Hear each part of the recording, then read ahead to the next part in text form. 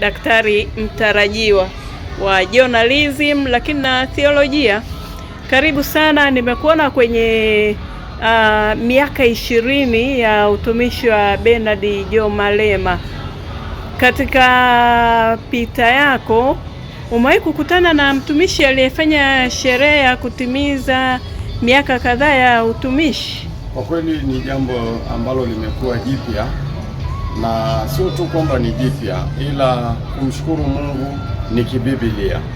Kwa hiyo jambo la kumshukuru Mungu mara nyingi linaonekana kwenye Biblia na imezungumzwa sana na maandiko, lakini yeye amemshukuru Mungu kwa sababu ya miaka 20 ya uchungaji.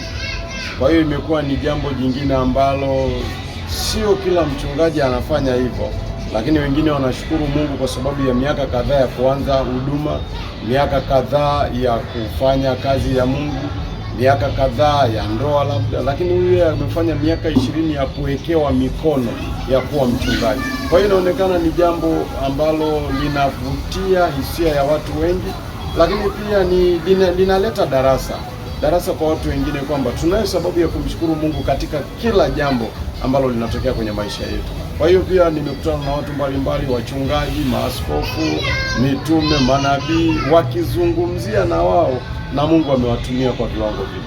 Nafahamu kama Bishop Jo Malema ni rafiki yako, lakini kuna mapito aliyopitia na ameyatolea ushuhuda leo. Uliwahi kuyajua kabla?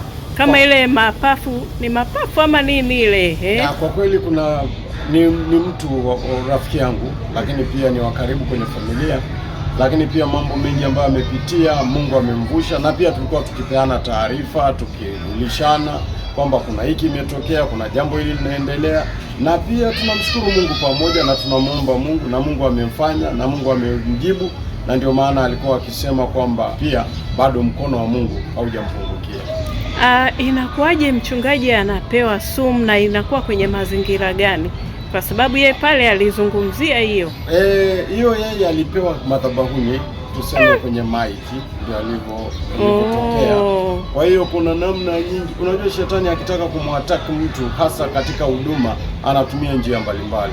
Kwa hiyo pia ilikuwa ni njia ambayo ilikuwa inatumiwa na adui kumdhoofisha yeye kihuduma. Lakini ni kwa nini? Kwa sababu kuna mambo pia yalitokea, na ndio adui akaamua kuyapiga kwa njia hii. Na pia mchungaji au askofu Bernard Jo Malema amekuwa akitumika kwa namna ya tofauti, kwa viwango vikubwa ambavyo vya kushangaza. Mimi kwa mara ya kwanza tumeenda na yeye mara kwenye huduma ya kuwahudumia watu ambao wenye ulemavu wa akili, ulemavu wa viungo. Ibada ile ilikuwa ni ya kuwahudumia hao watu, na ndipo nikagundua kwamba watu wengi sio kwamba wana shida ya akili, sio kwamba wana shida ya viungo kwa sababu ya kawaida. Kumbe kuna mwingine mlemavu, lakini nguvu za giza ndio zimemfunga, shetani amemfunga kwa namna moja ama nyingine, lakini watu tunamtizama na tunaona ni kawaida, huyu ni mlemavu tu. Kuna hao watu ambao wanakuwa wasonji. Wale wengine unaweza ukakuta ukajua tu ni hali ya kawaida, lakini tulipofanya ile huduma mkoani Morogoro, watu walifunguliwa, wale watu wakawa vizuri. Kwa hiyo unawashauri nini wazazi wenye watoto kama hao? Nawashauri jambo moja, Mungu anaweza yote, watafute sehemu sahihi ambaye watu wanaombewa.